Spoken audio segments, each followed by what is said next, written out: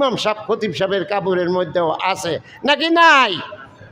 হ্যাঁ, আমি ইমাম সাহেব খতিব সাহেবের নামাজ কায়েম হবে, কোনো রকম হবে যদি ওই টেক্সটাইল মিল যে মানুষ করে সুদের উপর নিয়ে, সুদ যদি হারাম লেনদেন না করে আর লোন নিলেও তাতে যদি সুদ না নেয়, এই রকম যদি ব্যাংক থাকে সমাজে, সেই ব্যাংক থেকে যদি পয়সা আইনে কাপড় বানায় আমি কিনে নেই, তাহলে আর কোনো প্রকার হারাম কাপড় থাকলো না, ওটা পবিত্র হবে।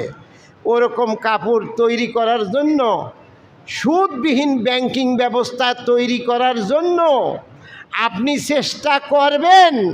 এই চেষ্টা করাটাও নামাজ কায়েম করার অংশ। বলেন সুবহানাল্লাহ। এটা অনেকে জানে না, এটা অনেকে জানে না।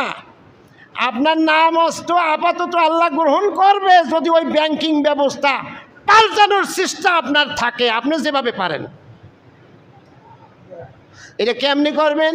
ওই ব্যাংকের ব্যবস্থাপনা ইসলামী করা আর সুদভিত্তিক করা, এটা পাবলিক করে না সরকার করে? কথা বুঝলে সহজভাবে বলবেন, পাবলিক করে না সরকার করে? তো ওই ব্যাংকিং ব্যবস্থা যাতে করে হালাল হয় এটা সরকার করতে পারে। আর ওই সরকার বানান আপনি মিয়া, আপনার ভোটে ওই সরকার হয়।